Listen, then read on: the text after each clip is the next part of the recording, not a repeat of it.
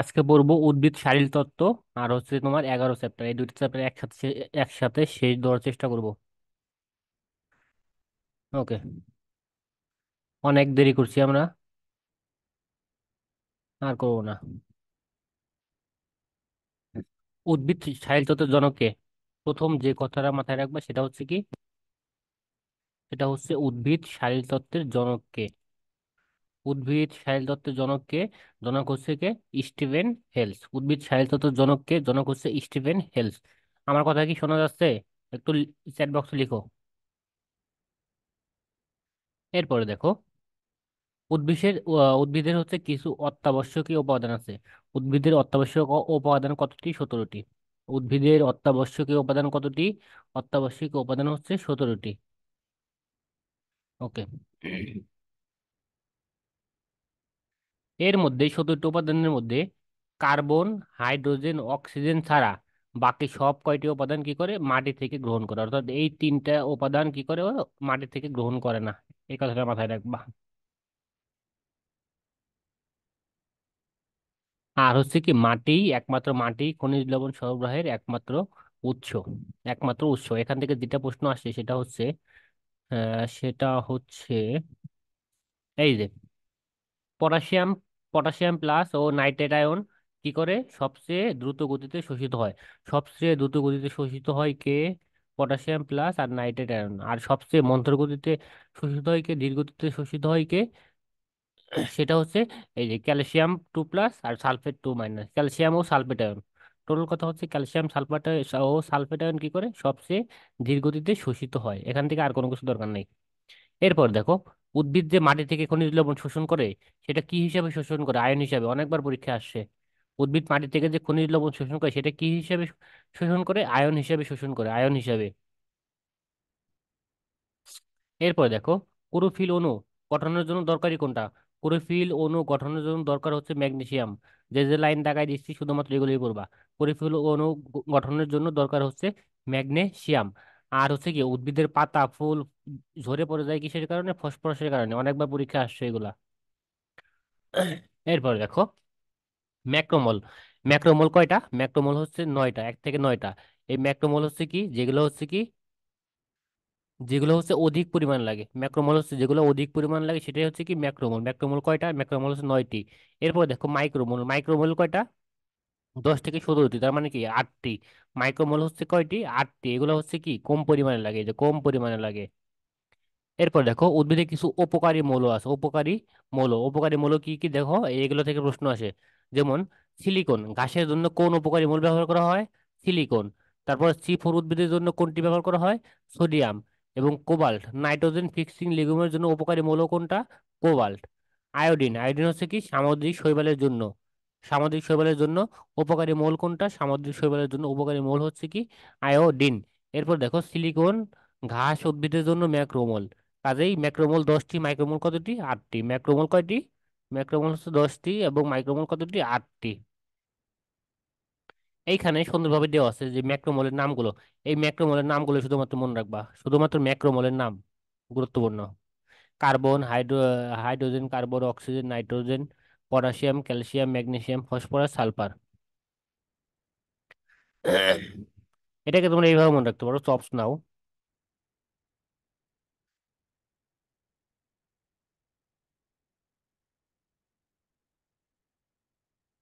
যার যেটা সুবিধা মনে রাখবা। এরপর দেখো, মাইক্রোমোল। পরীক্ষা আসে যে নিচের কোনটা মাইক্রোমোল। এই যেরকম, এই দেখো, এটা কপার। অর্থাৎ এখান থেকে আমি যদি তোমাকে একটু হিন্টস দেই, সেটা হচ্ছে দেখো, এখান থেকে বোরন বাদে বাকি সবগুলোই দেখো অনেক বড় বড়। Chlorine, iron, manganese, zinc, nickel, molybdenum, অনেক বড় বড় নাম। কিন্তু দেখো এইখানে কি কার্বন, ম্যাক্রোমোলে হচ্ছে কি যে একদম পরিচিত যেগুলো সেই নামগুলোই আছে পরিচিত। অর্থাৎ এইখানে হচ্ছে দেখো 20 পর্যন্ত আছে। অর্থাৎ প্রথম মৌল থেকে 20 পর্যন্ত হচ্ছে মৌল, তাদের পারমাণবিক সংখ্যা তারা আছে। মানে বোঝার স্বার্থে, হ্যাঁ। পারমাণবিক সংখ্যা 20 কার? ক্যালসিয়ামের না? ক্যালসিয়ামের। এখানে দেখো শুধুমাত্র বোরনের পারমাণবিক সংখ্যা কম। কত? বোরন হচ্ছে কত? 5। বোরন 5 আর ক্লোরিন কত? ক্লোরিন হচ্ছে 17।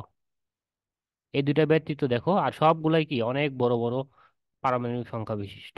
এটাই হচ্ছে মাইক্রোমোল চেনার উপায়। এরপর দেখো, এই মাটিতে খনিজ লবণ শোষণের দুটি মতবাদ আছে। একটা কি কার্বন ডাই অক্সাইড এক্সচেঞ্জ মতবাদ, আর একটা কি কনক্রিট এক্সচেঞ্জ মতবাদ। এগুলা দরকার নাই। খনিজ লবণ পরিশোষণ এবং সক্রিয় পরিশোষণ, আর হচ্ছে কি নিষ্ক্রিয় পরিশোষণ। খনিজ লবণ পরিশোষণের প্রক্রিয়াকে দুই ভাগে ভাগ করা যায়: সক্রিয় পরিশোষণ আর হচ্ছে কি নিষ্ক্রিয় নিষ্ক্রিয় পরিশোষণ। সক্রিয় পরিশোষণ কারা, মনে রাখবা। সক্রিয় পরিশোষণ হচ্ছে এই এই নাম কটা মনে রাখবা যে সক্রিয় পরিশোষণ কারা। সক্রিয় পরিশোষণ হচ্ছে এই যে সাইটোক্রম পাম্প মতবাদ, প্রোটন অ্যানায়ন কো ট্রান্সফার মতবাদ, লেচিথিন মতবাদ। এই তিনটা হচ্ছে কি সক্রিয় শোষণ। এটা হচ্ছে খনিজ লবণ শোষণের সক্রিয় পরিশোষণ বা শোষণ। এরপর দেখো, আয়ন বাহক ধারণার উপর নির্ভর করে আয়ন বাহক ধারণার উপর নির্ভর করে কয়টি মতবাদ রয়েছে? তিনটি মতবাদ রয়েছে। নামগুলো মনে রাখবা শুধু। কি কি মতবাদ? লুনডেগার মতবাদ, আর কি প্রোটন অ্যানায়ন কো ট্রান্সপোর্ট মতবাদ, লেসিথিন বাহক ধারণা। এই তিনটা। আর হচ্ছে নিষ্ক্রিয় পরিশোষণ। কি কি নিষ্ক্রিয় পরিশোষণের এই নামগুলো মনে রাখবা। কি কি? একটা হচ্ছে ব্যাপন মতবাদ, আয়ন বিনিময় মতবাদ। এখানে যে দাগানো লাইনগুলো আছে, এই দাগানো লাইনগুলো একটু পড়বা। এই যেগুলো লাল লাল কালি দিয়ে দাগানো, এই যে কোষের বৈদ্যুতিক নিরপেক্ষতা বজায় রাখার জন্য বাইরে হতে ক্যাটায়ন পটাশিয়াম প্লাস কোষের অভ্যন্তরে প্রবেশ করে। কোষের অভ্যন্তরে কি প্রবেশ করে? পটাশিয়াম প্লাস কোষের অভ্যন্তরে প্রবেশ করে। শেষ। আর কোনো কিছু দরকার নেই। তাহলে এই যে ডোনান সাম্যাবস্থা মতবাদ, এই এই যে ব্যাপক প্রবাহ মতবাদ, এই চারটার নাম মুখস্থ রাখবা। ব্যাপক প্রবাহ মতবাদ। শেষ। এগুলো হচ্ছে কি প্রশ্ন আসে এরকম: নিচের কোনটি নিষ্ক্রিয় পরিশোষণ, নিচের কোনটি সক্রিয় পরিশোষণ। তাই নামগুলো মনে রাখবা।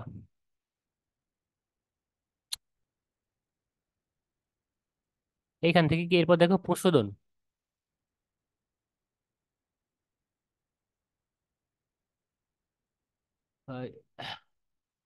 এখান থেকে যেটা বলবা সেটা হচ্ছে এই প্রশোধন হচ্ছে কি একটা বায়বীয় অঙ্গ, এবং প্রশোধন কি করে? অতিরিক্ত পানি বাষ্প আকারে বের করে দেয়। তাকে কি বলে? প্রশোধন বা বাষ্প মোচন বলে। প্রশোধন বা বাষ্প মোচন বলে। এই প্রশোধনে কি হয়? প্রশোধনে হচ্ছে এই যে 1% পানি, প্রশোধন যে প্রক্রিয়ায় পানি শোষণ করে সেগুলোর কি করে? 1% পানি দেহ কাজে লাগায়, আর 99% পানি কি করে? পানি হচ্ছে এই প্রশোধন প্রক্রিয়া বের হয়ে যায়। 99% পানির প্রশোধন প্রক্রিয়া কি হয়? বের হয়ে যায়। বিজ্ঞানী কার্টিস, এই যে বিজ্ঞানী কার্টিস, সে কি বলেছেন? প্রশোধনকে বলেছেন প্রয়োজনীয় অমঙ্গল। কেন অমঙ্গল বলেছেন? কারণ হচ্ছে এর মাধ্যমে অতিরিক্ত পানি বের হয়ে যায়, এতে গাছের ক্ষতি হয়। এবং এই প্রশোধনটা নির্ণয় করা যায় কিভাবে? প্রশোধন হার জ্ঞানাঙ্ক পটেন মিটার পটোমিটার জ্ঞানাঙ্ক জ্ঞানং পটোমিটারের সাহায্যে প্রশোধন হার নির্ণয় করা যায়। শেষ। এরপর দেখো প্রশোধনের প্রকারভেদ মনে রাখবা। প্রশোধন হচ্ছে কত প্রকার? 3 প্রকার। কি কি? পত্ররন্ধ্রীয় প্রশোধন, ত্বকীয় প্রশোধন, লেন্টিকুলার প্রশোধন। পত্ররন্ধ্রীয় প্রশোধন কি? পত্ররন্ধ্রের মাধ্যমে হয়ে থাকে। আর লেন্টিসেল মানে কান্দীয়, কান্দের মাধ্যমে হয়ে থাকে।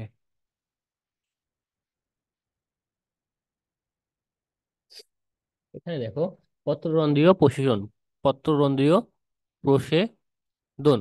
এই দেখো ফুলের বৃতি, ফুলের বৃতি পাপড়িতেও কি থাকে? পত্ররন্ধ্র থাকে। এখান থেকে যেটা মনে রাখবা সেটা হচ্ছে শতকরা শতকরা 95 থেকে 98 ভাগ কোন প্রক্রিয়ায় শোষিত হয়? 95 থেকে 98 ভাগ হচ্ছে পত্ররন্ধ্রীয় প্রশোধনের মাধ্যমে শোষিত হয়। কাজেই কি পাতাই প্রশোধনের প্রধান অঙ্গ। প্রশোধনের প্রধান অঙ্গ কোনটা? প্রশোধনের প্রধান অঙ্গ হচ্ছে পাতা। শেষ। এরপর হচ্ছে কি ত্বকীয় বা কিউটিকুলার প্রশোধন। কিউটিকুল মানেই হচ্ছে ত্বক, মনে রাখবা। কিউটিন হচ্ছে কি চিহ্ন জাতীয় পদার্থ। দরকার নাই।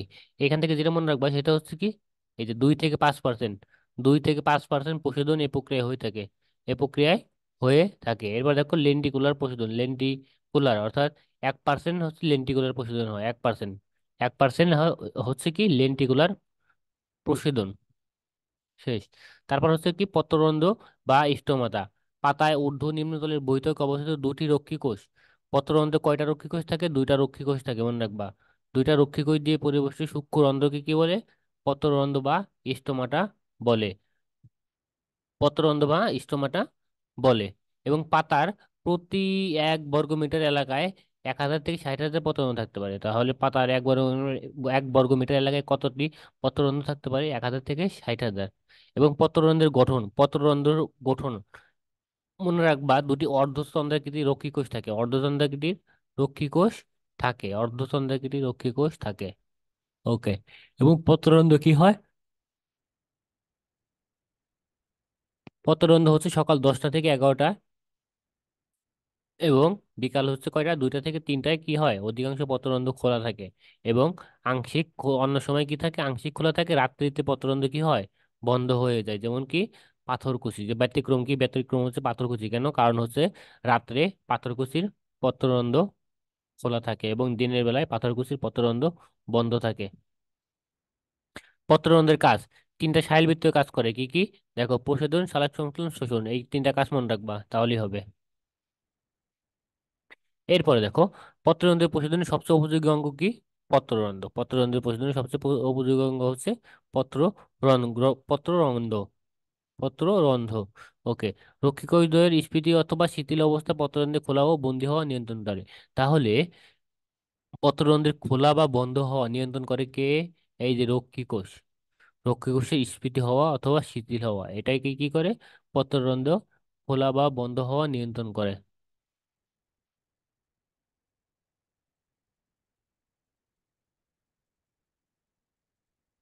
এই পত্ররন্ধ্র খোলা ও বন্ধ হওয়ার ব্যাপারে বিভিন্ন বিজ্ঞানী বিভিন্ন মতবাদ দিয়েছেন। এটা চাইলে পড়তে পারো। এই যে স্টার সুগার মতবাদকে দেন বিজ্ঞানী লয়েড, দেন স্টার সুগার মতবাদ বিজ্ঞানী লয়েড: অভিশমনিক চাপ কম, ফলে কোষান্ত পানির বহি অভিশমন ঘটে। এই দাগানো লাইনটা পড়বা, আর কোনো কিছু পড়ার দরকার নেই। এখান থেকে শুধুমাত্র দাগানো লাইনটা পড়বা, দাগানো লাইন।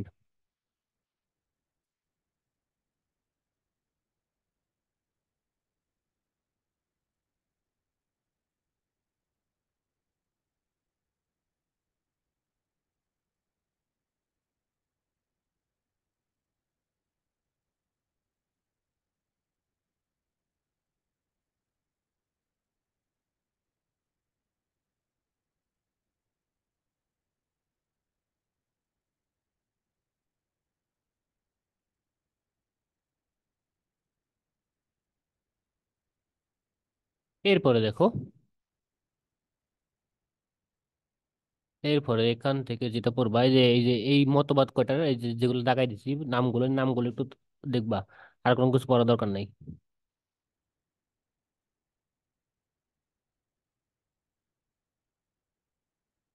এরপর হচ্ছে কি বাহ্যিক প্রভাবক। এবার তো প্রশোধনের কি হয়?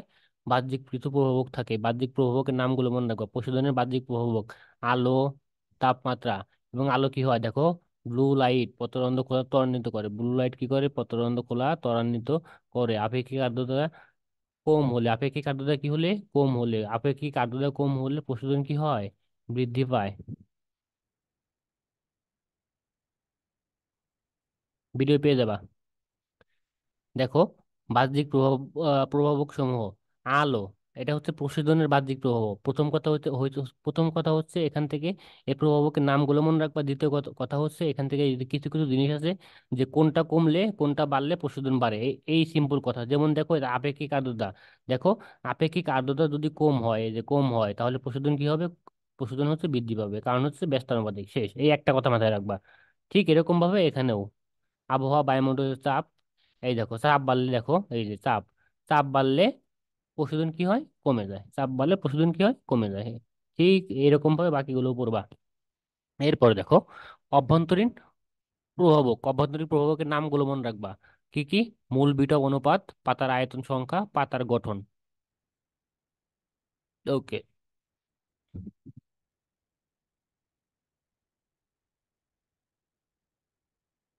এরপরে দেখো, কয়েকটি প্রয়োজনীয় কি কি? দেখো, এ- এটা হচ্ছে কি অভিসরণ। অভিসরণ কাকে বলে? আসবে না, এগুলো এগুলো আসবে না। তারপরে একটু মাথায় রাখো, বৈষম্যবদ্ধ ঝিল্লি দ্বারা আবৃত থাকবে এবং বেশি ঘনত্বের এলাকা থেকে কম ঘনত্বের এলাকার দিকে ব্যাপিত হবে। অভিতরণটা কি হয় আসলে? বেশি ঘনত্বের এলাকা থেকে কম ঘনত্বের এলাকায় ব্যাপিত হয়। তারপর হচ্ছে যে ডিফিউশন পড়বা, অভিসরণিক চাপ পড়বা, মানে এগুলো সংজ্ঞা পড়বা আর কি। টারডিডিটি, টার্গার প্রেসার, ইমবাইভেশন। ইমবাইভেশন থেকে এই উদাহরণটা পড়বা, যে ইমবাইভেশনের উদাহরণগুলো কি কি কি? হাইড্রোফিলিক পদার্থ হচ্ছে এই যে আটা, সেলুলোজ, স্টার্চ, প্রোটিন, জিলাটিন। ওকে। এরপরে হচ্ছে ফটোসিনথেসিস বা সালোক সংশ্লেষণ, এই অধ্যায়টা অনেক বড়। যে পর্যন্ত পড়াইলাম, আ- আশা করি বুঝতে পারছো। এত পড়তে হবে না, শুধুমাত্র মেন মেন পয়েন্ট গুলো পড়বা, তারপর হচ্ছে প্র্যাকটিস করবা। আর হচ্ছে তোমার ওই ভার্সিটিতে আসে প্রশ্ন সলভ করবা, তাহলেই হবে।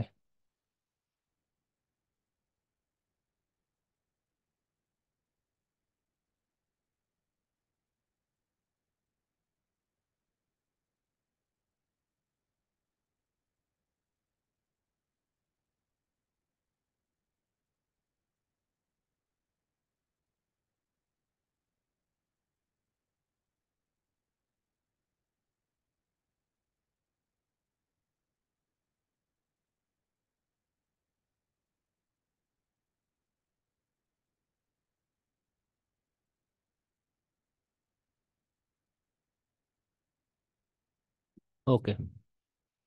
এরপরে দেখো ফটোসিনথেসিস বা সালোক সংশ্লেষণ। ফটোসিনথেসিস বা সালোক সংশ্লেষণ, প্রথমে যেটা মনে রাখবা, ফটোসিনথেসিস শব্দটি ব্যবহার করেন কে? বিজ্ঞানী বার্নেস। বিজ্ঞানী বার্নেস শেষ।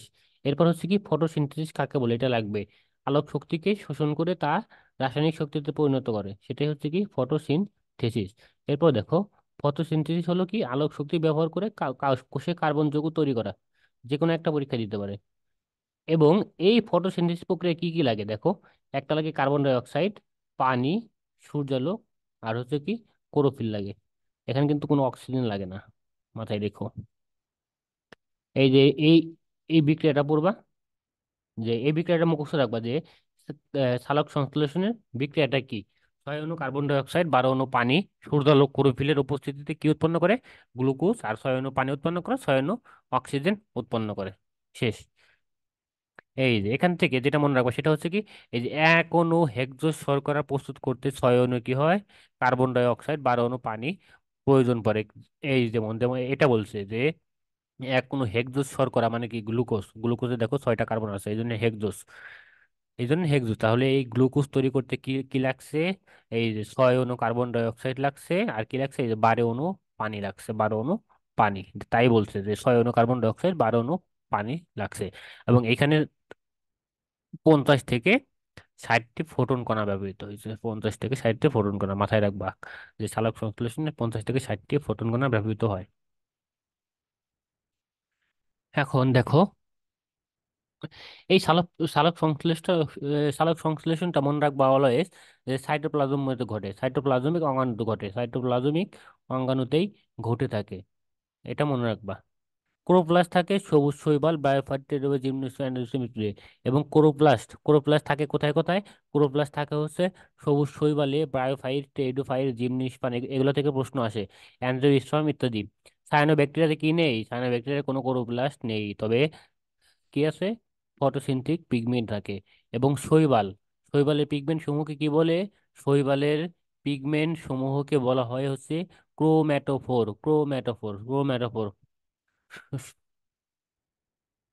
শৈবালের পিগমেন্ট সমূহ কোথায় থাকে? ক্রোম্যাটোফোর নামক অঙ্গাণুতে থাকে, এগুলো থেকে প্রশ্ন আসে। এরপর দেখো ক্লোরোপ্লাস্টের অবস্থান। সবুজ শৈবাল, রিক্সিয়া, মার্কানসিয়ার মতো থ্যালয়েড, বায়োফাইট এই সমস্ত দেহ ক্লোরোপ্লাস্টে থাকে। উষ্ণশ্রেণীর উদ্ভিদে কচি উদ্ভিদ পাতা ক্লোরোপ্লাস্ট থাকে। কচি পাতা দেখো, উষ্ণ শ্রেণীর উদ্ভিদে কোথায় থাকে? কচি পাতা এবং পাতায় ক্লোরোপ্লাস্ট থাকে। সবুজ পাতা কি বলা হয় কি, এখান থেকে যেটা যেটা মেন লাইন সেটা হচ্ছে এইটা। সবুজ পাতা কি বলা হয়? ফটোসিনথেসিস এর প্রধান অঙ্গ। সবুজ পাতাকে কি কি বলা হয়? ফটোসিনথেসিস প্রধান অঙ্গ বলা ফটোসিনথেসিসের প্রধান অঙ্গ বলা হয়। এরপরে দেখো পাতার মেসোফিল টিস্যুতে ক্লোরোপ্লাস্ট থাকে। পাতার মেসোফিল টিস্যুতে কি থাকে? ক্লোরোপ্লাস্ট থাকে, পরীক্ষা আসছে। এবং পাতার নিচে ত্বকে অনেক কি থাকে? স্টোমাটা থাকে, এটাও মাথায় রাখতে হবে। শেষ। তারপর তুমি যেটা পড়বা এটা পড়বা, এই যে এই 3টা লাইন পড়বা। এবং এখান থেকে যে রঞ্জক পদার্থ কি কি থাকে? ক্লোরোফিল থাকে, ক্যারোটিনয়েড থাকে, ফাইটোবিলিন্স থাকে। এবং এদের কে কোন রং দেয় এগুলো দরকার আছে, যেমন হচ্ছে কি ক্লোরোপ্লাস্ট পাতার কোন টিস্যুতে অধিক পরিমাণ থাকে মনে রাখবা, ক্লোরোপ্লাস্ট পাতার মেসোফিল টিস্যুতে অধিক পরিমাণে থাকে। একটা কথা। দুই নম্বরে কি, ক্লোরোফিল এ কোন বর্ণের? ক্লোরোফিল এ হচ্ছে সবুজ বর্ণের। ক্লোরোফিল বি কোন বর্ণের? সবুজ বর্ণের। এবং জ্যান্থোফিল হলুদ বর্ণের, ক্যারোটিন কোন বর্ণের? কমলা বর্ণের। জ্যান্থোফিল হলুদ বর্ণের, ক্যারোটিন কমলা বর্ণের, এটা মাথায় রাখবি। ওকে। তারপরে দেখো, chlorophyll B. Chlorophyll chlorophyll A হচ্ছে কি, সক্রিয় অণু। ক্লোরোফিল এ হচ্ছে কি, সক্রিয় অণু। এবং ক্লোরোফিল এ এর সংকেত কি? ক্লোরোফিল এ এর সংকেত এইটা, ক্লোরোফিল বি এর সংকেত এইটা। সংকেতগুলো মাথায় রাখবা। এরপর দেখো, এই যে ক্যারোটিন, ক্যারোটিন কোন বর্ণের? ক্যারোটিন হচ্ছে কমলা বর্ণের। কতে ক্যারোটিন, কতে কমলা। এবং জ্যান্থোফিল কোন বর্ণের? হলুদ বর্ণের। জ্যান্থোফিল হচ্ছে হলুদ বর্ণের। এই যে ক্যারোটিনের সংকেত, এই যে জ্যান্থোফিলের সংকেত, মুখস্থ রাখবা। এরপরে দেখো, নীল রঙের, নীল রঙের রঞ্জক পদার্থের নাম কি? ফাইকোসায়ানিন। নীল রং কার? ফাইকোসায়ানিন। লাল রং কার? ফাইকো ইরিথিন। ফাইকো ইরিথিন, মুখস্থ রাখবা, এটার উপর কি প্রশ্ন আসে। ফাইকো ইরিথিন। এবং ফাইকোসায়ানিনের সংকেত কি? ফাইকো ইরিথিনের সংকেত কি? মুখস্থ রাখবা। সালোক সংশ্লেষণের জন্য মূল পিগমেন্ট কি? মূল পিগমেন্ট হচ্ছে ক্লোরোফিল এ, এটা মাথায় রাখবা। সালোক সংশ্লেষণের জন্য মূল পিগমেন্ট কে? Chlorophyll A. ওকে। এরপরে দেখো, এই যে যে বায়ুমণ্ডলে যে আলো, সূর্যালোক পড়ে, এই সূর্যালোকের 43% কে গ্রহণ করে? ক্লোরোপ্লাস্ট কর্তৃক শোষিত হয়। অর্থাৎ 100 ভাগের 83 ভাগ ক্লোরোপ্লাস্ট কর্তৃক শোষিত হয় এই সূর্যালোকের যে আলোটা আসে।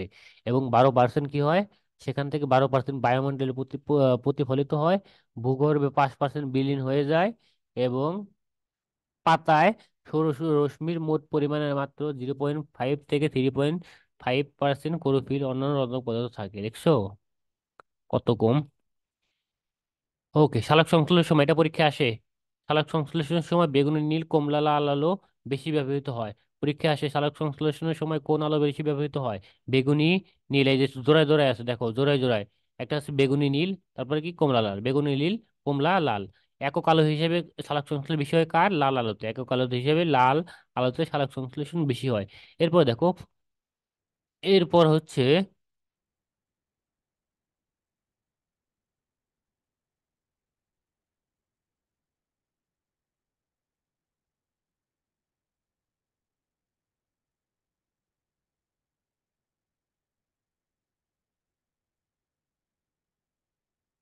এরপর দেখো, এই যে এটা পানির সালোক বিভাজন। পানির সালোক বিভাজন বায়োলজিতে সবচেয়ে শক্তিশালী অক্সিডেন্ট কোনটা?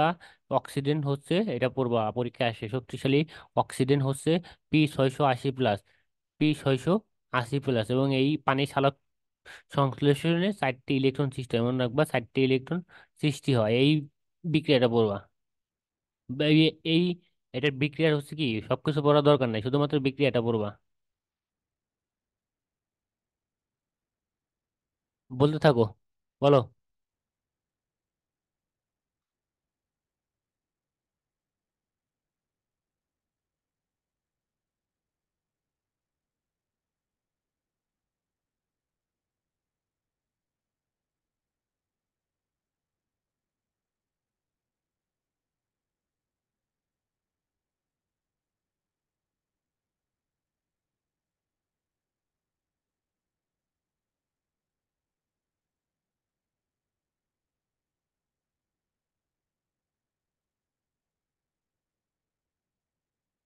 আজকে ক্লাসে অপরা কি, আমার অনেক জ্বর, কেউ ক্লাস করছে না। ওকে, রাখো, সমস্যা কি? তোমরা কেউ ক্লাস করতেছো না, আমার আমার কোনো কিছু যায় আসে না। এইভাবে ক্লাস করা যায়? মাত্র একজন, এই যে আরেকজন আসছিল, চলে গেছে। এটা কোনো কথা? ঠিক আছে, যাও, তুমি যাও।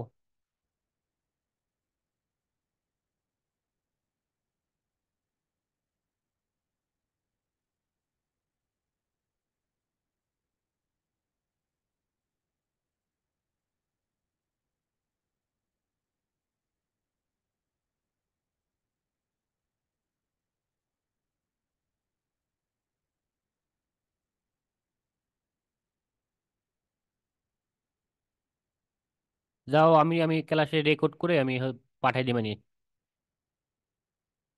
হুম, যাও, তুমি যেতে পারো। ওকে দেখো,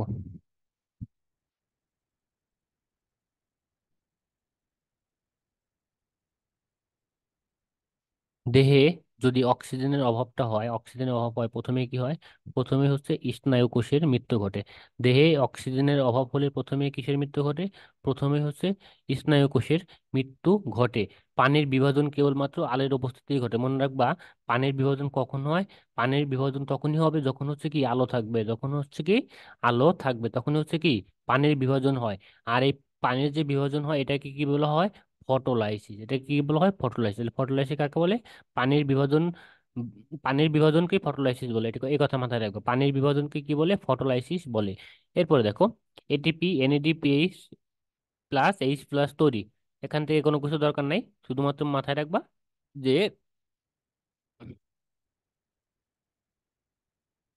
এই এটিপিটা তৈরি হয় হচ্ছে কোথায়? থাইলাকয়েডে। এই যে এই লাইনটা মনে রাখবা, থাইলাকয়েডের যে সারফেস স্টোমার দিকে থাকে সেদিকে কি তৈরি হয়? এটিপি তৈরি হয়। আর কোনো কিছু দরকার নাই এখান থেকে। আর যেটা মনে রাখবা সেটা হচ্ছে কি, এই যে এটিপি কে কেন জৈব, এটিপি কে জৈব মুদ্রা বলা হয়, বা বায়োলজিক্যাল কয়েন বা এনার্জি কয়েনও বলা হয়।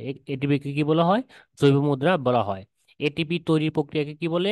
এটিপি তৈরির প্রক্রিয়াকে বলা হয় অক্সিডেটিভ ফসফোরাইলেশন। এটিপি তৈরির প্রক্রিয়াকে কি বলা হয়?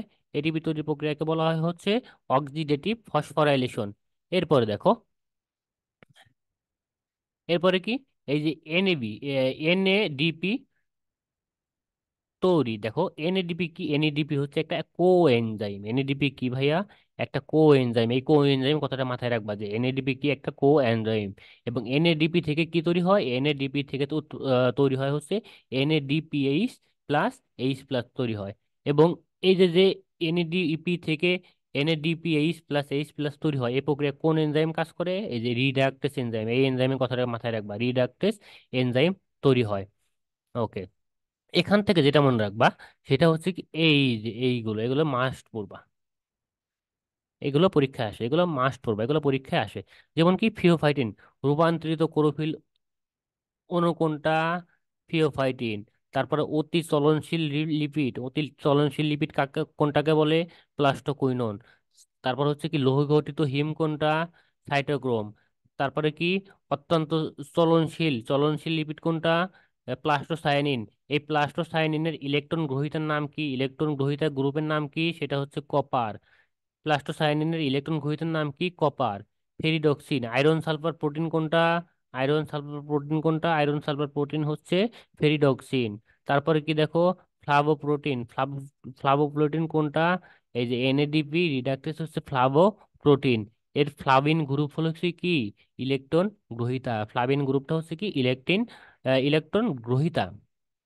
ওকে, এরপরে দেখো, ফটোসিনথেসিসের প্রধান স্থান কি? পাতার মেসোফিল টিস্যুর কোষস্থ ক্লোরোপ্লাস্ট। দরকার নাই, আসবে না।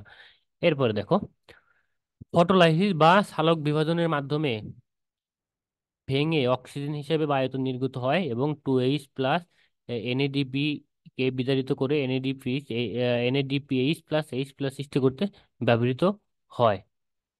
লাইনটা পড়বা, আর কোনো কিছু দরকার নাই। এরপর দেখো, কার্বন ডাই অক্সাইড, পাতার মেসোফিল কোষে কার্বন ডাই অক্সাইড প্রবেশ।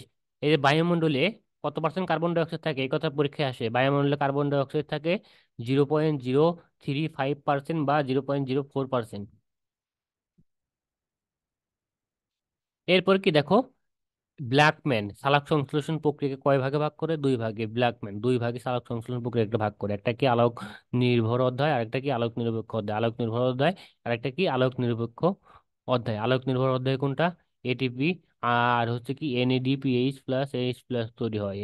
এটিপি আর হচ্ছে কি এনএডিপিএইচ প্লাস এইচ প্লাস তৈরি হয়। এটা হচ্ছে কি আলোক নির্ভর অধ্যায়। আলোক নির্ভর অধ্যায়ের বিক্রিয়াগুলো কোথায় হয়? আলোক নির্ভর আলোক নির্ভর অধ্যায়ের বিক্রিয়াগুলো হয় হচ্ছে থাইলাকয়েড মেমব্রেনে। কোথায় হয় ভাইয়া? থাইলাকয়েড মেমব্রেনে। আলোক নির্ভর অধ্যায়ের বিক্রিয়া সমূহ কোথায় হয়? থাইলাকয়েড মেমব্রেনে হয়।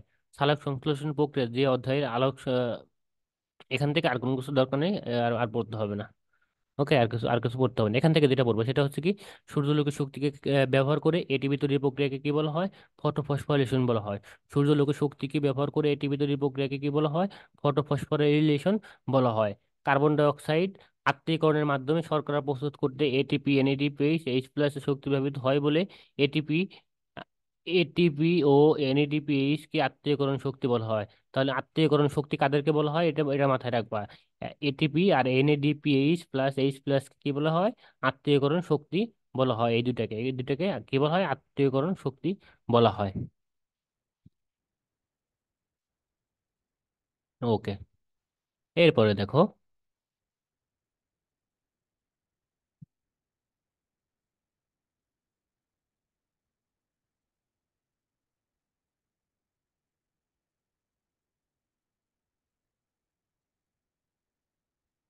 এগুলো দরকার নাই, এগুলা দরকার নাই। ওকে, তারপরে দেখো, এটাও দরকার নাই।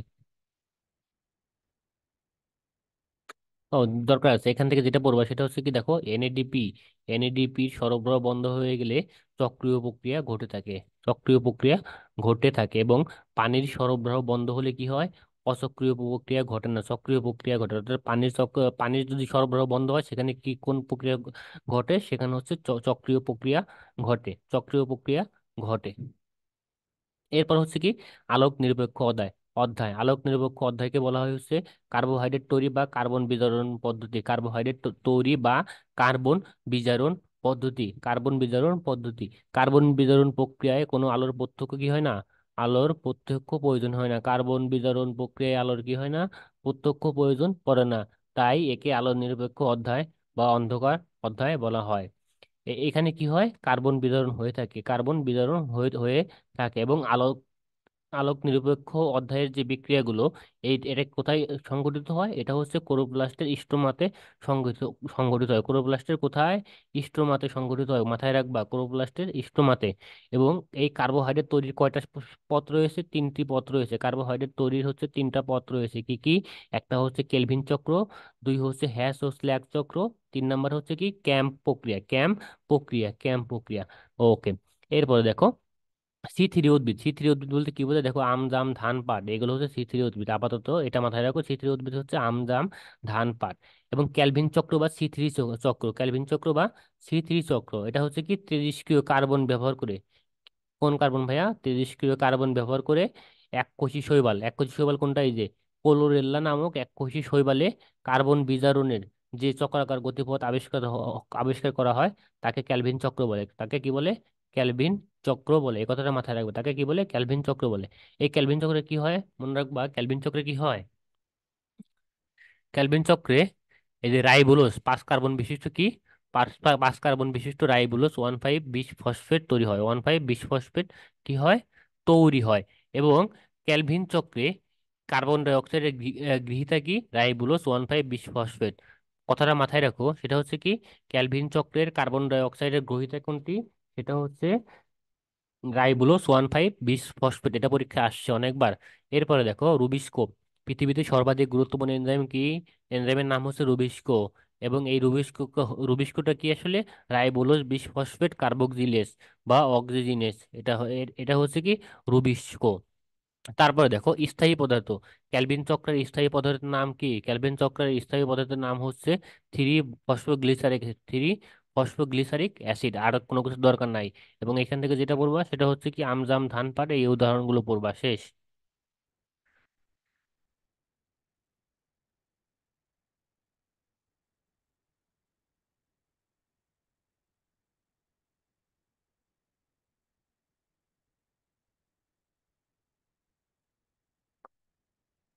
এরপরে দেখো, এদের প্রথম ক্যালভিন চক্রের প্রথম স্থায়ী পদার্থ 3 কার্বন বিশিষ্ট বলে, এই 3 কার্বন বিশিষ্ট বলে 3 ফসফোগ্লিসারিক অ্যাসিড উৎপন্ন হয়।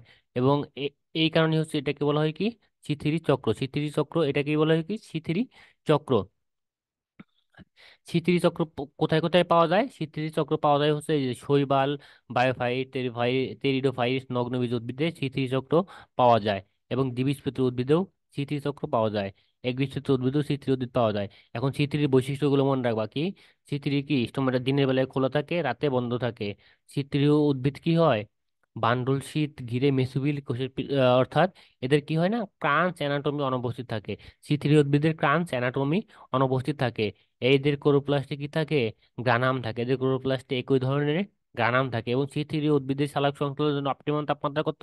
10 থেকে 25 ডিগ্রি সেলসিয়াস, এটা মাথায় রাখবা। C3 উদ্ভিদের সালোক সংশ্লেষণের জন্য 10 থেকে 25 ডিগ্রি সেলসিয়াস তাপমাত্রার প্রয়োজন। এবং বায়ুমণ্ডলে 20%-এর বেশি অক্সিজেন থাকলে C3 উদ্ভিদে কার্বন বিতরণ কি হয়? বাধাগ্রস্ত হয়। C3 উদ্ভিদের ক্যালভিন চক্রের প্রথম স্থায়ী পদার্থ কোনটি? 3 ফসফোগ্লিসারিক অ্যাসিড। এবং এখানে কি হয়? এখানে হচ্ছে রাইবোলোস 1,5 বিসফসফেট। এটা হচ্ছে কি কার্বন ডাই অক্সাইড গ্রহীতা, আর কার্বন ডাই অক্সাইড গ্রহীতা হচ্ছে রাইবোলোস 1,5 বিসফসফেট। ওকে। এবং বাতাসে কি 50 থেকে 150 ppm কার্বন ডাই অক্সাইডের উপস্থিতি C3 চক্র ভালো হয়, C3 চক্র ভালো হয়, মনে রাখবা জিনিসগুলো। এরপর দেখো সুক্রোজ সারা উদ্ভিদে ট্রান্সপোর্ট হয় কোনটা? সারা উদ্ভিদে ট্রান্সপোর্ট হয় হচ্ছে সুক্রোজ। সারা উদ্ভিদে ট্রান্সপোর্ট হয় কোনটা? সেটা হচ্ছে সুক্রোজ। সেটা হচ্ছে কি সুক্রোজ। এই যে গ্লুকোজ, স্টার, সুক্রোজ এসব দ্রব্য কি হয়? ক্যালভিন চক্রের বাইরে হয়। গ্লুকোজ, স্টার, সুক্রোজ এসব দ্রব্যের উৎপাদন ক্যালভিন চক্রের কোথায় হয়? বাহিরে হয়। এরপরে দেখো ফটো রিস্পিরেশন এটা কি? আলোর সাহায্যে অক্সিজেন গ্রহণ, কার্বন ডাই অক্সাইড ত্যাগ করার প্রক্রিয়া হচ্ছে কি ফটো রিস্পিরেশন। নামটা মনে রাখবা যে ফটো রিস্পিরেশন কি? আলোর সাহায্যে অক্সিজেন গ্রহণ এবং কার্বন ডাই অক্সাইড ত্যাগ করার প্রক্রিয়া হচ্ছে কি ফটো রিস্পিরেশন।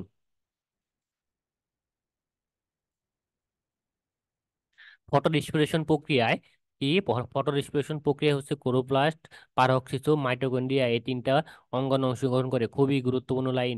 ফটো রিস্পিরেশন প্রক্রিয়ায় ক্লোরোপ্লাস্ট, পারঅক্সিজোম, মাইটোকন্ড্রিয়া এই তিনটা অঙ্গন কি করে অংশগ্রহণ করে? ফটো রেসপিরেশন কি করে?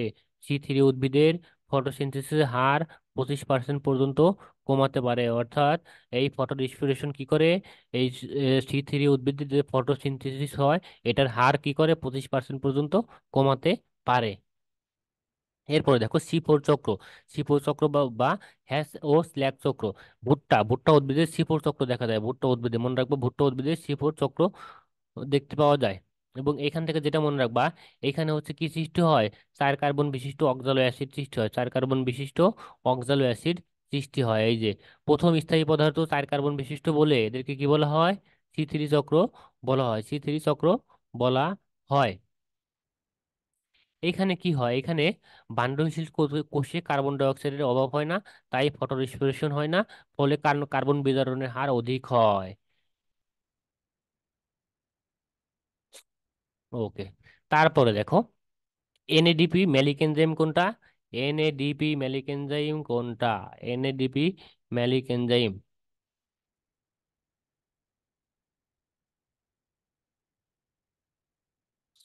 দেখো এনএডিপি ম্যালিক এনজাইম কোনগুলো? এই যে এটা ইক্ষো, ভুট্টা, ইক্ষো, সরগম, কাবগা ইত্যাদি উদ্ভিদে কি হয়? এনএডিপি, এই যে উদাহরণগুলো, এগুলোর উদাহরণগুলো পড়বা। এনএডিপি ম্যালিক এনজাইম কোনগুলো? এই যে মিল্লাত, কাউন, চীনা, এই উদাহরণগুলো পড়বা। তারপর হচ্ছে কি এটা গিনি ঘাসে এ প্রকার, অর্থাৎ ফসফোনেল পাইরুভেট কার্বক্সিকাইনেজ। এটা কি গিনি ঘাসে দেখা যায়, গিনি ঘাসে। ওকে। এটা এই যে কেলভিন ও হ্যাশ চক্রের পার্থক্যটা পড়বা।